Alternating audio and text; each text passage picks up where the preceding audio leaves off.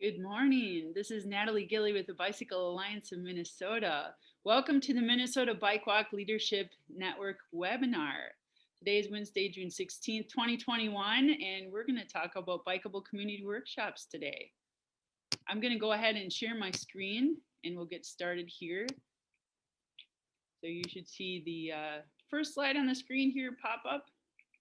Welcoming you to the webinar, Bikeable Community Workshops, COVID Can't Stop Us.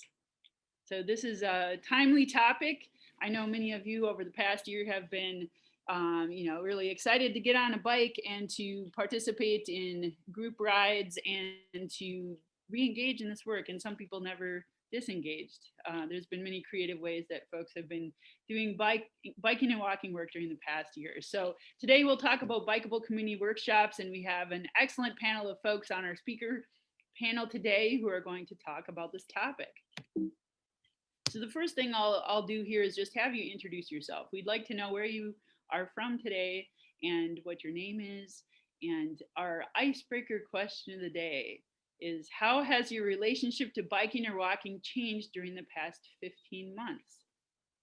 So maybe it hasn't at all and you just kept riding as you always have because you ride solo and there was no risk to that and you're outside. But maybe in another way you have done biking or walking a little differently during COVID. So feel free to put your name, your location, and the answer to the question in the chat box. So we have folks from across the state here. We're welcoming people from Rochester, from, let's see, Elgin, Randall. And we're always happy to see new folks that are maybe joining for the first time today. So maybe you're a returning participant or you are joining for the first time. So welcome to the webinar. This is the Minnesota Bike Walk Leadership Network. Our purpose is to connect local bike walk leaders to share stories and ideas about how they're lifting up the walking and biking culture in their communities. We have a land acknowledgement statement here at BikeMN.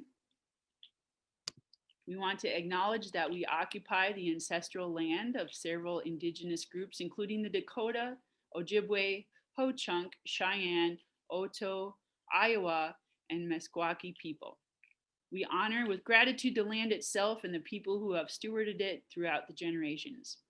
We affirm the Bicycle Alliance of Minnesota's commitment to a partnership with Native nations and urban Indian communities. Despite centuries of colonial violence, this is still and always will be Indigenous land. Indigenous peoples are still here, demonstrating innumerable talents and gifts in the midst of continued oppression. They must be celebrated and uplifted. You'll see on the screen there is a link to a website you can go to if you'd like to plug in the location where you're participating in today and see what native land that you are currently located on. So feel free to use that tool. We can pop this link into the chat box too. Between Carl and I today, we are co-hosting this webinar, so you'll hear us tag teaming a bit on welcoming you to the call and to welcome our speakers today. So coming up in 2021, in the next few months here, we have monthly webinars. We still continue to host these webinars for the Bike Walk Leadership Network on the third Wednesday of the month. In July on the 21st, we'll welcome our folks from Fergus Falls back to the call. They will be talking about their unique Lake Alice 100 and in particular, how that's evolved and developed and really become very organized over the years. So we will have Dave Sanderson and Dave Jensen joining us in July. In August, we'll meet on the 18th and in September on the 15th. Today, as I mentioned, we'll be talking about Bikeable community workshops. COVID can't stop us. And I'd like to start by introducing and welcoming Carl, who I mentioned briefly already. He is our Minnesota Green Corps person here at BikeMN, and he has been the leading and managing these Bikeable community workshops in this really unique environment during COVID. And so he will introduce our speakers today. So I'd like to welcome Carl to the webinar. Welcome, Carl. Thank you again. It's a pleasure to be here working with this program that's been in place and run by a Green Corps member since 2012 has been a great experience this year. So in partnership with the Department of Health and Department of Transportation, we've been coordinating to work with communities across the state to help make their their lives more bike friendly. That comes through presentations from our end, community discussion, and culminates in a 6 to 12 month action plan. In the past, these have been 8-hour, one-day workshops, which also included a in-person bike ride. Of course, this year we had to make the transition to be held over a virtual setting. Both of the speakers you'll be hearing from today, we had a setup where we had 2-hour sessions that happened twice. So we had 1 week, the first week, we had a 2-hour session that included a good amount of conversation as well as more educational material from our team. And the second session really dove into community action planning, which you'll hear further about from Rachel and Luke. The one thing that we were able to, and I'm really excited I did get to go on a bike ride with both of our hosts today, is we made sure that we still got a community bike audit happening in each of these communities. So while we were in a virtual setting for a lot of the online and action planning material, we did still manage to hold on to the most core aspect, which is being out there and being in your community with stakeholders and decision makers that really have the opportunity to make things more bike friendly. So with that in mind, I'm not going to take up much more of your time and pass it off to our local hosts. First, we have Rachel. Rachel is joining us. She's working as the environmental planner with the city of Fridley. In her role, Rachel supports biking through active transportation planning, education and outreach, and grant assistance. Rachel is also the staff liaison to the Environmental Quality and Energy Commission, which played an instrumental role in the Bikeable community workshop. Thanks for being here, Rachel. Thank you for the introduction, Carl, and thanks so much to everyone for having me. I'm excited today to talk about our experience with the remote Bikeable community workshop. So for those of you who haven't visited Friendly Fridley, we are an inner ring suburb in the Twin Cities Metro. We share a southern border with Minneapolis and Columbia Heights. We have a population of a little over 28,000 people. And like many of the inner ring suburbs, we are seeing an increase in population with an increase in high density housing. Fridley is characterized by a large number of parks. We have over 38 city parks, as well as an extensive county park system. And we're also located on the Mississippi River. So for those of you that have traveled on the eastern side of the MRT through Fridley, you've experienced that. The drinking water intakes from both Minneapolis and St. Paul are in Fridley. So some of us like to joke that it's the most important of the suburbs, but I'm guessing people from other suburbs here would probably beg to differ, but that's part of what makes Fridley Fridley. Something else that makes Fridley Fridley is that we have a high number of physical barriers. Some of those are natural, like Rice Creek, which cuts through the middle of the city.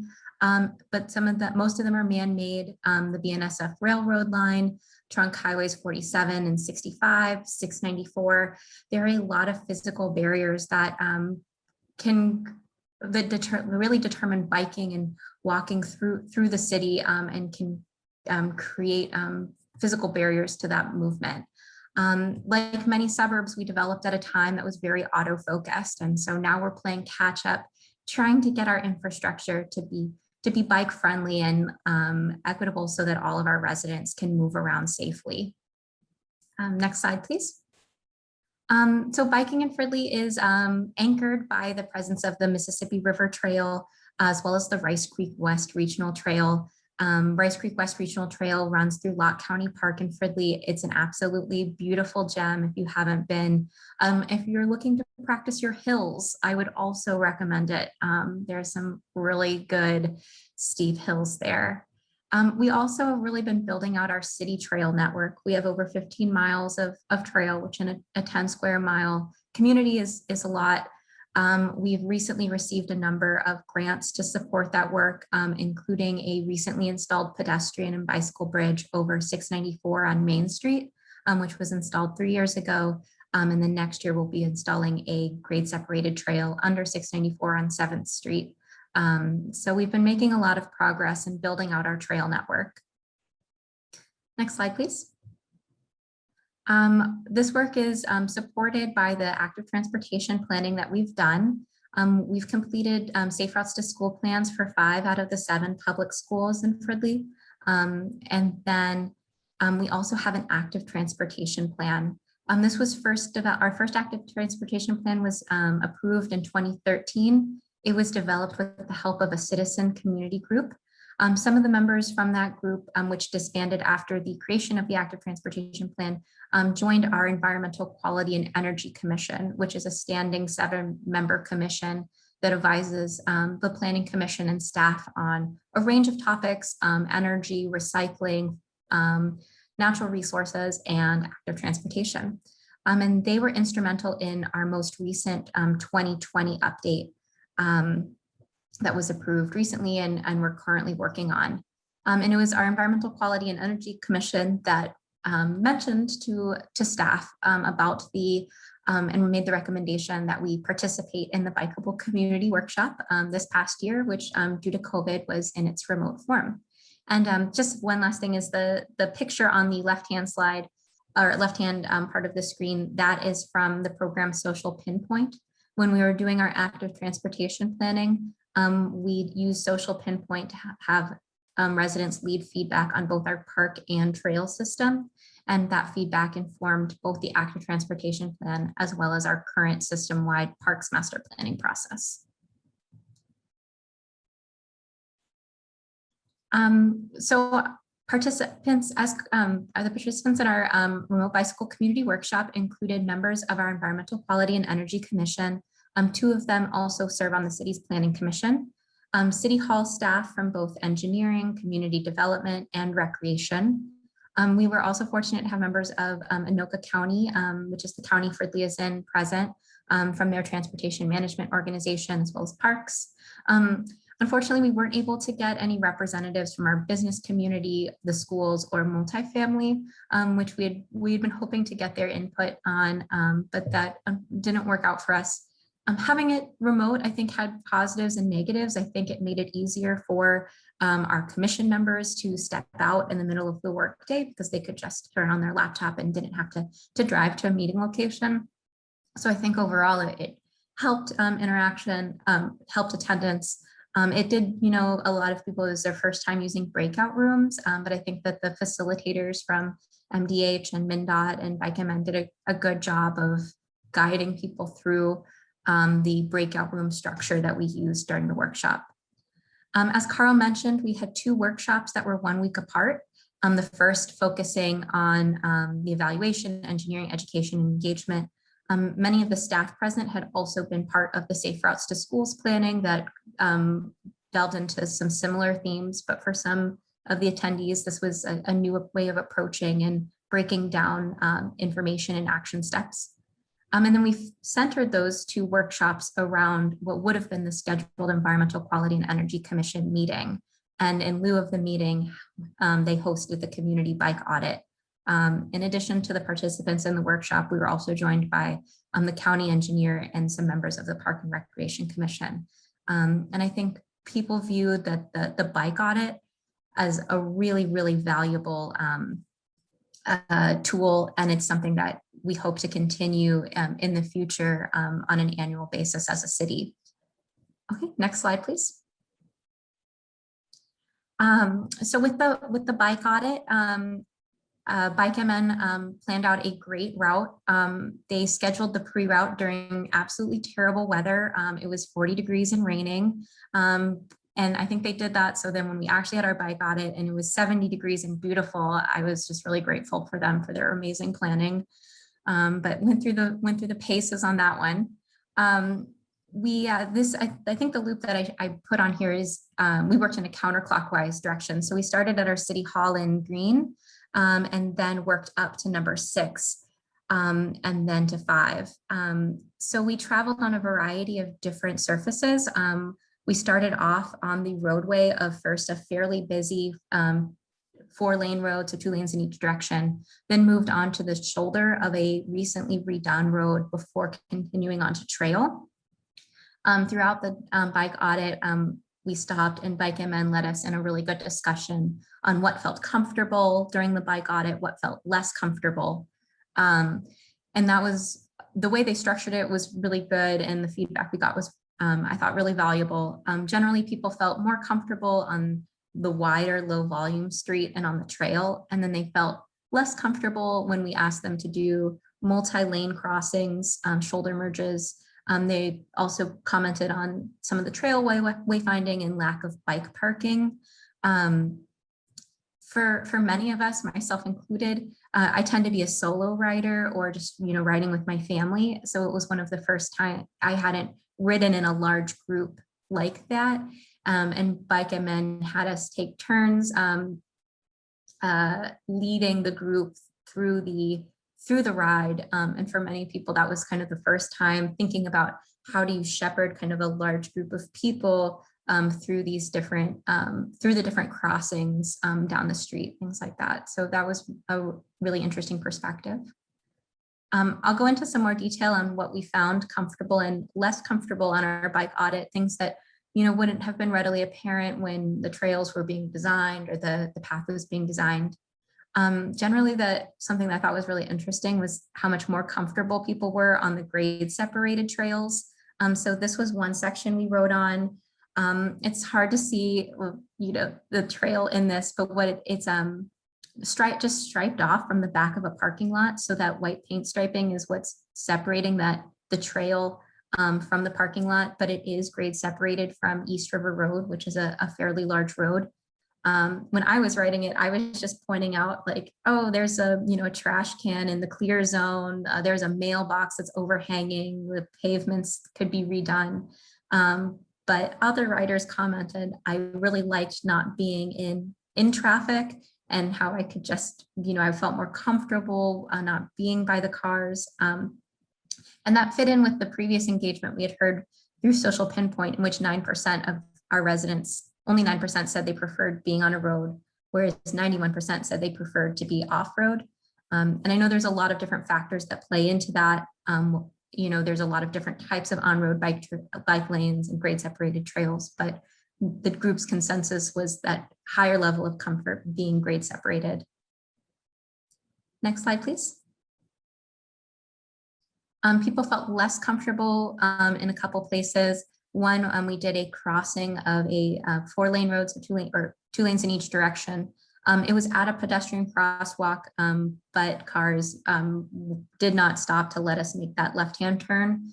So we were just, sitting in the left lane, waiting to make our left-hand turn. And it was a little awkward navigating from riding close to the curb into the left-hand lane to make that turn as a group. And I think that was really valuable for us to see, as that road is slated to be redone in I think about 5 years. And so would that be a good candidate for a road diet? There's a lot of comments regarding a shoulder merge that was done on one of the roads. So we had been riding in the shoulder. It was a wide shoulder. It was a really comfortable experience for most people until the shoulder ended into a right-hand turn lane, in which we were kind of stuck in the middle of the turn lane, but needing to go straight. And I'm sure many people biking have experienced this. So that's something that we should think about with regards to moving people through the intersection who had been using the shoulder as a bike lane, the difference between a shoulder and a bike lane and the way they function. And the other part that came up with this road was crossing through Trunk Highway 47, which is University Avenue. And the light cycle is designed for cars. So our group was not able to make it through the light cycle in one go. I think if we had been on the trail and had the ability to push the cross button, that would have been different. But as road riders in that scenario, the light was not long enough for us. So that was something really good to think about. Some other things that were less comfortable, if you can move to the next slide, please, were our wayfinding signage. We traveled on the MRT, which is also the Mississippi River Regional Trail in this section. And if you guys have ever ridden on the MRT in Fridley, you've probably noticed this, that there are 2 different trails next to each other, and they have different, in the same alignment, and they have different signage. And I think that's fine when both of the signs are right next to each other, but which is what you see in the first picture up front, but behind you see just the MRT. And then if you go behind that, you see just the MRRT sign, and that can get a little confusing for people, I think, where they only see one of the signs and they wonder what happened to the path that they were following. So that's something that for staff to look at. And people also commented on the bike audit about the lack of bike parking. Our code now requires that new development have bike parking in commercial locations. However, that didn't retrofit older buildings. And so is there a way that the city can encourage or incentivize these businesses to put in bike parking after the fact? Next slide, please. On our second day, we focused on action planning. We used a program that allowed you to write on sticky notes as a group. I'm sure that the host can provide some more information on what program it was, but I thought it was a really good tool. And the top action items for each of the categories are shown on the screen: evaluating the wayfinding signage, coordinating with our partners on gaps in our trail system, doing a commuter group ride or a slow roll ride, and then working with businesses. So we met as the Environmental Quality and Energy Commission following the day 2 to kind of finalize what do we want to focus on from the workshop, from the action planning. Next slide, please. And so we decided that we would, as staff in the Environmental Quality and Energy Commission, start developing like a wayfinding signage plan and identifying which routes we wanted to focus on for wayfinding signage. We also discussed increased education. I think before the ride, I maybe would have been a little bit more, cavalier as city staff in terms of coordinating a group ride. However, it really opened my eyes to the logistics that went into that and just making sure that it can be done safely. And so now with our recreation staff, we're looking at potentially getting one of our staff members LCI certified or somehow trained to be better equipped to safely do a ride like that, or potentially working with a community group to coordinate a ride. And then in lieu of a ride, could we be doing more education around biking through a video series? We have a cable TV channel, as well as like pretty active social media. Could we be getting more how-tos on biking and our bike trails out there through our city communication channels? We also host an annual helmet clinic with our public safety department, discussing can we build that event out to also include like a bike fixing, some bike fixing workshops, some commuter bike ride tips, and expanding the helmet clinic to being more about bike safety as a whole and biking in Fridley. We also discussed the focus area on working with local businesses. Anoka County Transportation Management Organization was part of our workshop, and I think is on the call. One of their staff members is on the call today. And so that was really great to be in the workshop with them and talking about our shared goals of getting people walking and biking in the county and to work. They have a Bike to Work Week initiative that they run in the county and are sponsoring a Bike to Work Week for Fridley employees. So that was a really easy event that following the workshop that we were able to turn around. So we're excited about that for next week. And we have a good number of Fridley employees signing up. And then we'll use that as a jumping point to promote biking to work with other Fridley businesses, with ourselves as an example. We're also working with them to translate a bike map that we had previously done into Spanish. That was something that we had previously had requested from a parent group at one of the schools. And that was just good motivation. This workshop was good motivation to do that and get started on that. So we're really excited about that. And we're coordinating an event with a group called Outdoor Latino in August. So we should have that Spanish bike map available for that event and be able to talk about biking in Fridley. And we also did the bingo card for National Trails Day. I can drop a link to that if people want to check it out later on. Great. I see that there's a lot of Anoka County participants there. So yeah, Megan is a great resource on bike to work and biking in the county. And so we're really excited about that partnership. And we had, I think, 5 people complete the bingo card. that we did to promote different places to bike in the city that might not be on people's radar. And so that was like a fun, a lot of, for many of us, our outreach events have changed due to COVID, and just this was something that people could do on their own independently. So that was our experience with the remote Bikeable community workshops. And so I will drop a link to the bingo card, and if there are any questions that I missed, I'll scroll back through and turn it back over to Carl. And that's my contact information if you'd like to contact me. Awesome. I'll leave a couple moments here for chat. Thank you so much, Rachel. Feel free to unmute yourself if anyone wants to jump into the question. Otherwise, feel free to throw them in the chat box. I believe we were able to help out with the questions that were in the box. Our next presenter, Luke, actually answered one of them, so it's good to have some other people helping out.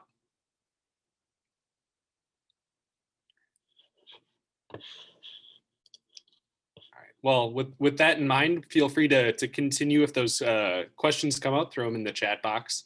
But we're going to highlight a second presenter here, which really shows that these Bikeable community workshops can be applicable in all types of communities across the state, whether that be in size or location, as well as level of bike friendliness and engagement with this work.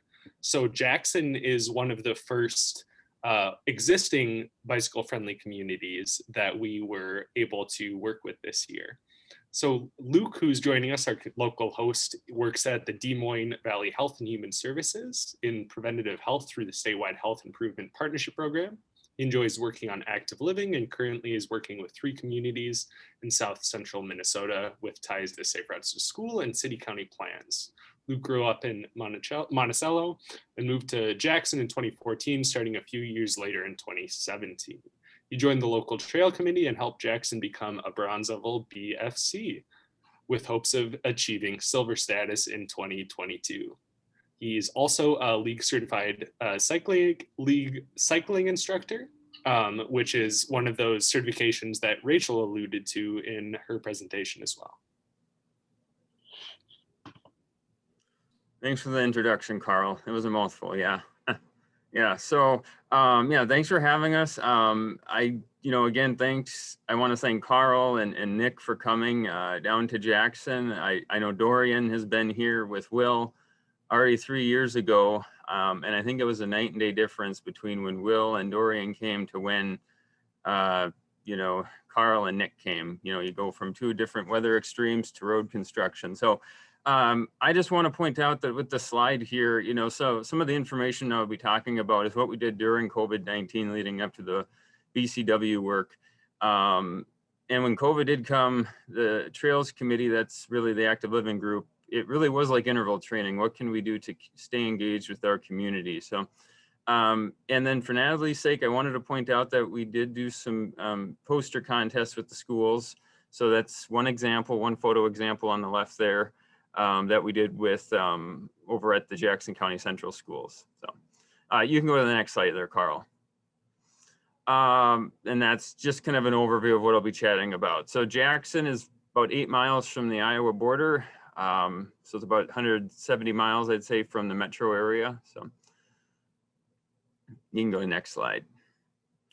And then that's basically the introduction. I used to work with youth on bicycles as kind of part of the LCI work. Haven't met with any kiddos since probably 2019. So hopefully maybe this summer we can get a group going again. So yeah, you can go to the next slide. All right, so some of the pre-COVID work here. So like I said, and some of this stuff kind of goes hand in hand with our BCW work. Prior to COVID, December 2019, we're working with the Regional Development Commission over in Slayton, updating our active living plan, doing some stuff with Safe Routes to School. So, we're updating our Safe Routes to School plan as well. There's a new school referendum that was passed. We're getting a new middle school in Lakefield. So now there's opportunities to work on, more bike education in the schools with, new teachers coming in and whatnot. So, the active living plan, everything from healthy eating to youth and senior wellness. It was very encompassing. You know, so I know I apologize, it's kind of hard to read. That was one of the questions about how can we increase community awareness of the benefits of physical activity in our community. I know it's kind of hard to read, so I can give, if folks are curious as to how we put together the survey, I can share that with y'all. But a lot with Safe Routes to School was involved in the survey, as well as, you know, alternative transportation. I thought one thing that was interesting was looking at winter recreation and then utilizing the Des Moines River Trail more frequently as well, whether it's through wayfind signage or just general, like, you know, using it as a hidden gem to bring folks to the Jackson area. So for time's sake, we can just continue on. So if you go to the next slide, please. So then COVID arrives. I want to do a highlight here that Sanford has really been kind of our heroes with getting folks vaccinated, keeping us all healthy. So we put that along that's the North Highway Trail, or I guess you could call it a sidewalk, but it's part of the North Highway Trail leading up to the hospital and schools. And then, you know, with the Scavenger Hunt, we work with the Park and Trail Council. So I wanted to note that as well. Kind of like the bingo opportunity, we did a scavenger hunt over in Nelson Creek, and that's actually part of the BCW conversation coming up here. So we did that last year, and we're going to be doing the same thing for our state park, Kylan Woods, this year, which I believe it actually started already. You know, so COVID, you know, arrives. What can we do to kind of get folks, you know, still stay engaged with them and all that stuff, all while working on this wonderful Safe Routes to School plan? We had to kind of take some steps backwards, but, you know, we managed to get everything done with it. So, like I said, this upcoming slide will list off some of the ideas that we came up with and implemented. So if you could go to the next slide, Carl, that'd be great. So again, looking at the 6 E's, I feel like the 6 E's really go beyond just, you know, biking and walking or physical activity. You can use them for a variety of things, from you know, healthcare to, you know, nutrition, what have you. You know, the number of folks on our trails really skyrocketed. So, you know, we got some trail counters out, we did manual counting.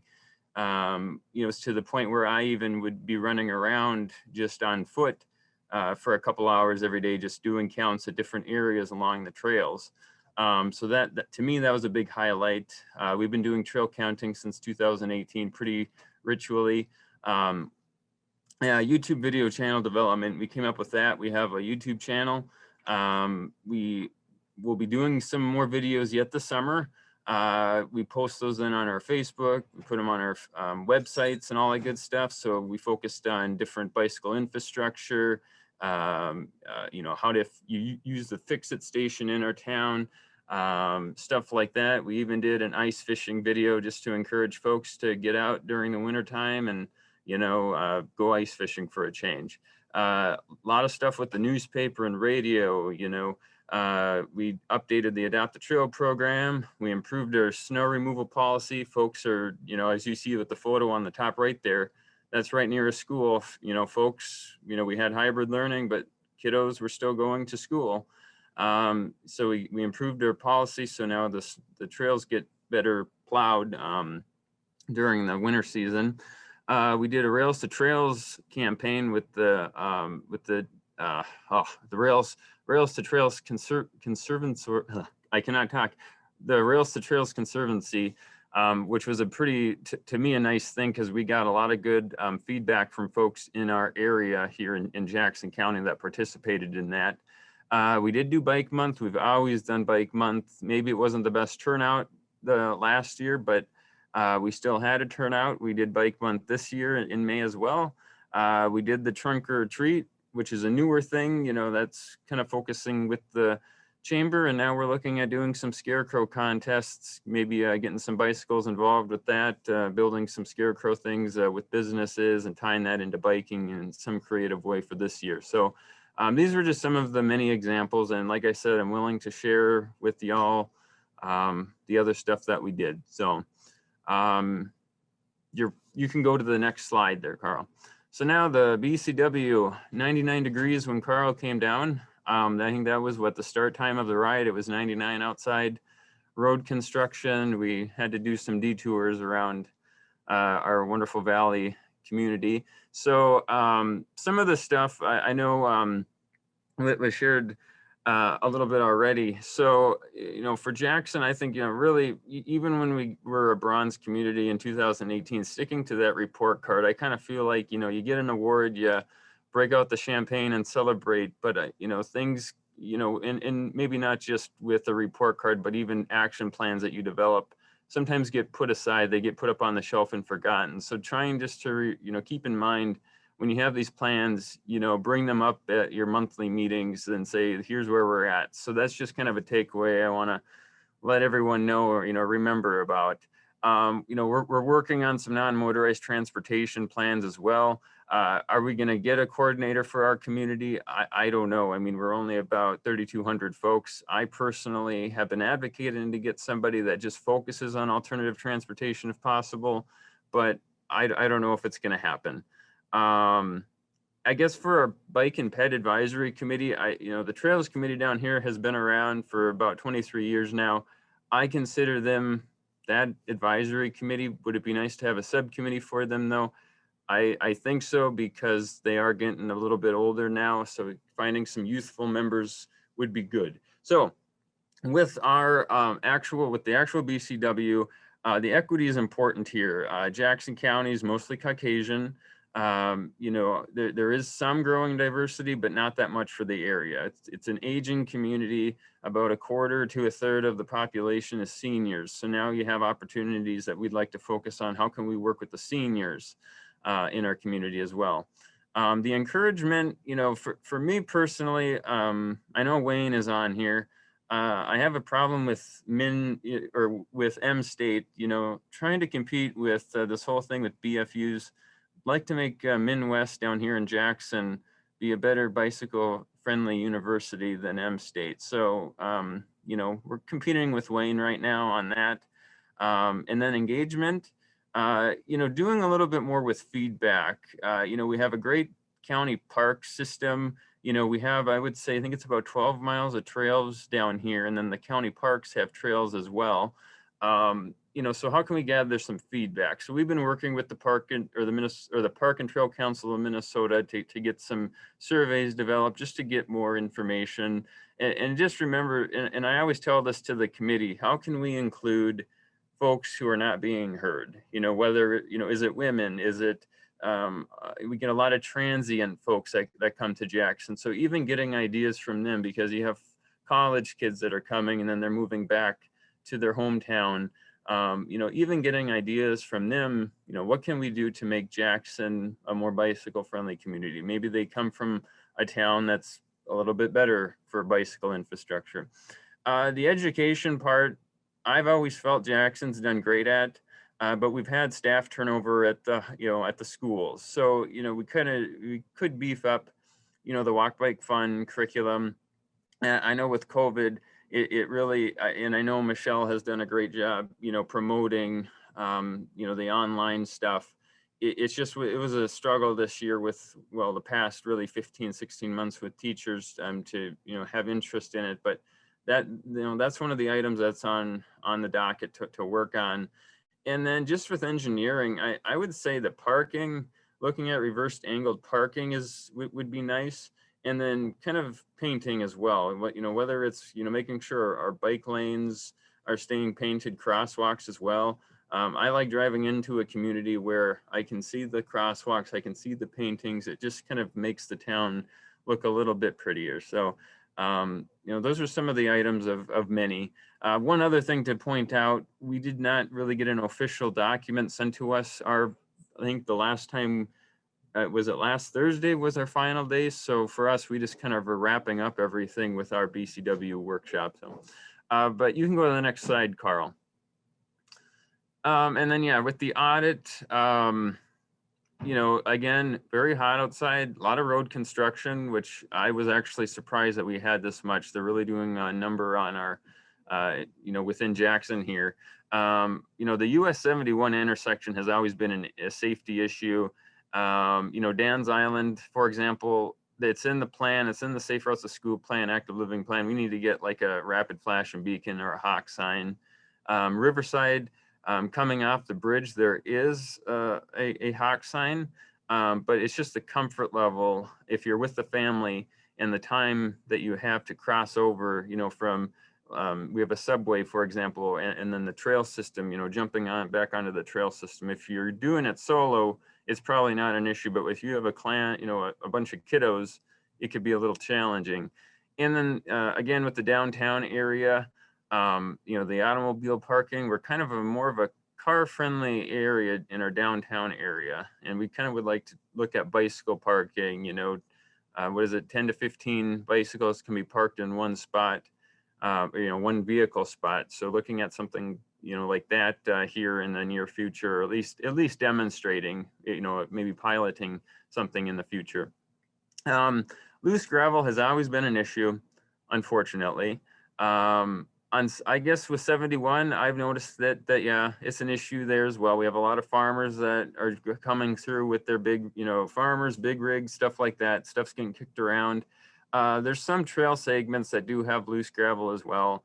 So it's on the docket to fix. It's one of those things where, I think you're gonna, want to chat with some of the business owners, like, because there are some businesses right off of the trail. There's like a flower mart, for example. So, working with them, how can we remedy this in a nice democratic manner? I mentioned the road painting, and then promoting some hidden gems. So we have Nelson Creek Park or trails. I'm sorry, the Nelson Creek Trail. It's about I'd say about a mile overall in length, and I think Nick was very impressed by it. And there are folks that do use it. When we went on the ride, no one was using it, but there are folks that do. And I think, it just depends on the time of day. When we did it, it was around 3 p.m. when we rode for the ride. But promoting it more, putting like a trailhead or a kiosk with some information, promoting it maybe off the interstate when folks drive into town, doing stuff like that. So along with the Des Moines River Trail, promoting this. So promoting some of our hidden gems. And then again, with what was shared with the previous presentation in Fridley, more group riding education. There are different comfort levels. And this was brought up by one of the riders that, I'm used to riding solo. It would, kind of, how can I be a better group rider? So I think there's definitely opportunities, whether it's through doing some LCI work, doing some bike basics work with folks. That's something that is on the docket to work on as well. And then, removing that, Jackson friendly motorist, we're putting like, we would prefer bicycle friendly. So kind of, working on the parking situation in Jackson. So, and then that, the image on the right there, or on the bottom right, that was the route we took. And we did have to take some detours. They're ripping up a lot of roadway in the south end of Jackson and then the west end of Jackson. So, so you can go to the next slide. That might actually be pretty much, these are just some photos, I guess. So photo top right, that's a clip from the video. I don't win any Oscars with my performance. No one else will do the videos with me. I do have a producer from the Trails Committee that helps, but it's typically just me in the photos. So that's in the videos. So that's something that we're going to be working on, is getting other people who are maybe a little bit, more better at acting than I am. And then Trunk or Treat is that was taken. That's the top left there. We have information on our future mountain bike park that's coming to Jackson. And then we did do a photo contest. That was last year. Don't let COVID spoil, bike to work day, bike to school day. And then we have a family fun with floats coming up next Thursday. So anyone who does the ride with us during our big community festival will get a free floats. We're handing out some helmets. The best part is you get to ride a bike with me. So, those are just some of the community events we've done. We have some other stuff coming up here in the fall, and we're trying to work also with some other communities over the course of the summer that have different events in Jackson County. So I believe that is everything. And then there's another photo on the right. poster from the poster contest with the schools. And then there's a photo from the Rails to Trails contest, that we did. So folks with their animals, I have folks with people. It was a good turnout. So that's all I have, I believe. So again, any questions, you're welcome to put them in the chat box or ask, whatever works best. So Thank you again for joining us today, Luca, and to Rachel as well. Feel free, anyone, to either unmute yourself or throw questions in the chat box.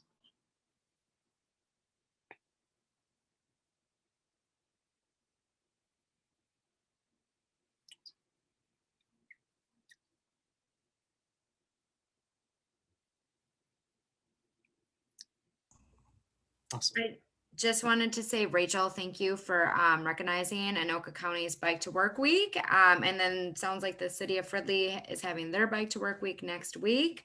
So I know a few of you that signed on today logged in through the county, and I just want to say thank you guys, and hopefully see you this afternoon. Yeah, thank you so much to the TMO and to all those joining from Anoka County, and hope you ride through Fridley and let us know what you think.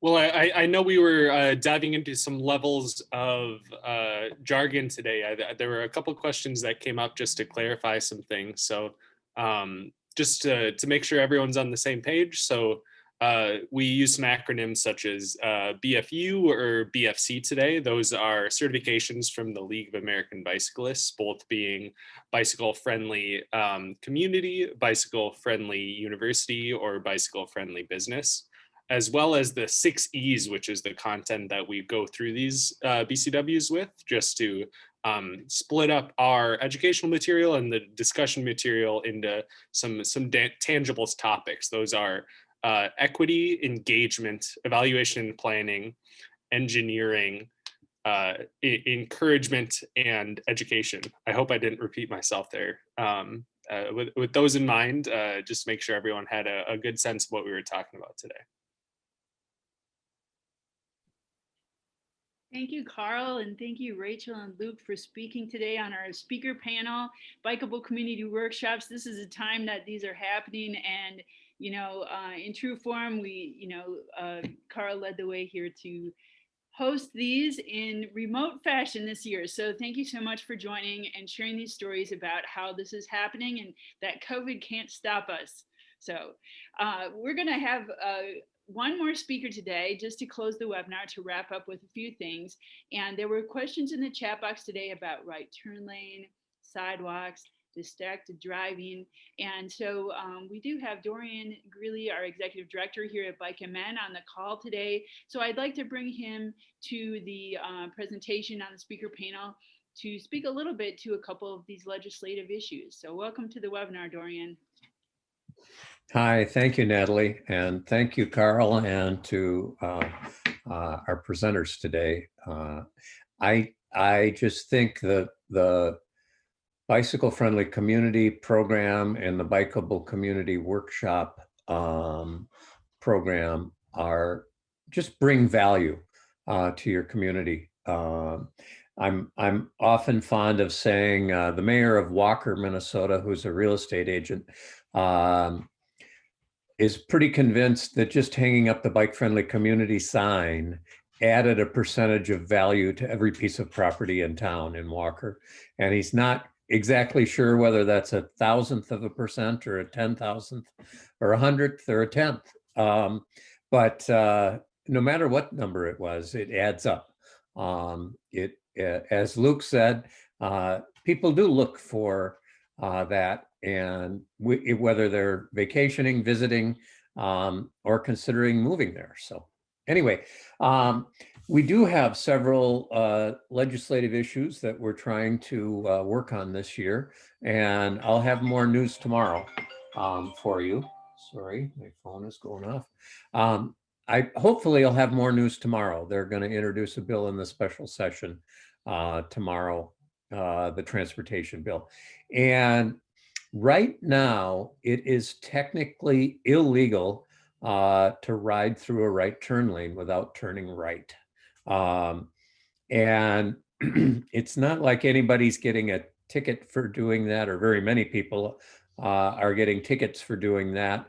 But technically, the law says you have to get out in that 40-mile-an-hour traffic or 60-mile-an-hour traffic on that county road that has that nice shoulder that turns into a right turn lane. And the law that we've proposed would allow you to do so without turning right. You may say not a big deal, but it's a big deal if you get in a crash. If somebody turns left and hits you after you've gone through a right turn lane, it's your fault. It's not that person's fault that's turning left.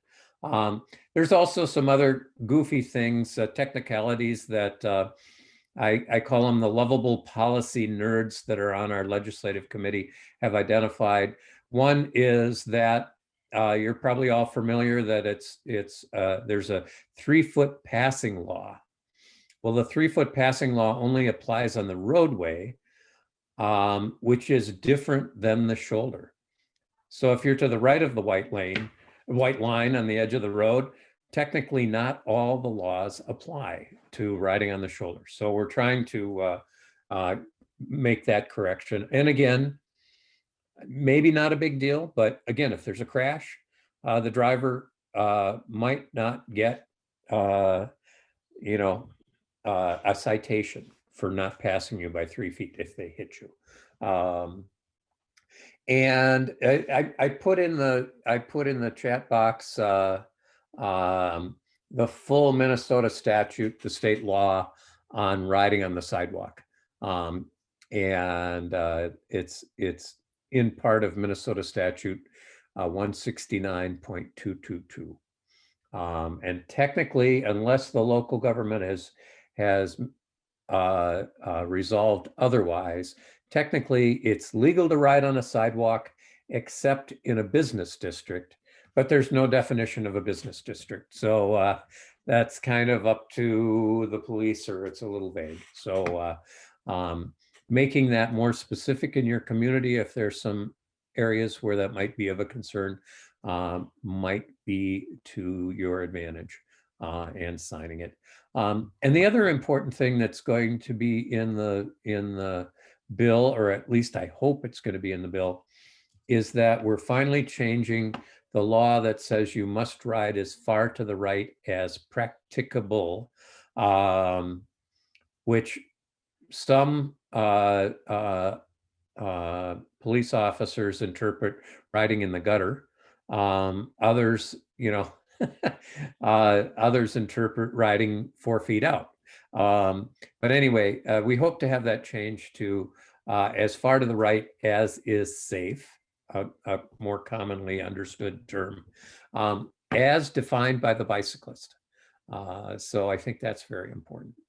And just one last tidbit is there may very well be some new money for safe routes to school and new money for a state active transportation program. We've been lobbying for that. We don't know whether it'll be in the bill, but it's to your advantage to be ready with project proposals to make sure that when MnDOT posts RFP for grants for safe routes to school or biking and walking, you'll be ready. And the same thing applies at the federal level. Applying for federal money, if you're a small community, is sometimes a challenge, and you may want to partner with your county or something like that. But the president's American Jobs Plan and a bipartisan bill in the United States Senate that all the Democrats and all the Republicans voted for in the subcommittee will have significant more federal money for safe routes to school and transportation alternatives. So that seems to be something that one of the few things they agree on in Washington, D.C. So watch for that too. As I said, it's to your advantage to be ready with projects and monitor what's going on. All that money will come through MnDOT unless you live in a bigger city like Rochester or the metro area, which has a metropolitan planning organization that makes those allocations instead of MnDOT. So that's an update on what's going on in Washington, D.C. and St. Paul. Thanks, Dorian. So call to action to all of our participants today and those you might speak with after the webinar or maybe watching this replay. So thank you to everyone who spoke today. I just want to remind you all that in July, we'll be featuring Fergus Falls as our spotlight community. The webinar will be held on Wednesday, July 21st. That's the third Wednesday of the month, back here on Zoom from 11:30 to 12:30. So thank you again to the speakers today, Rachel, Luke, and Carl, and Dorian. And we shined the spotlight on Fridley and Jackson. And I hope you all will have a wonderful rest of the day. Thank you for joining our webinar.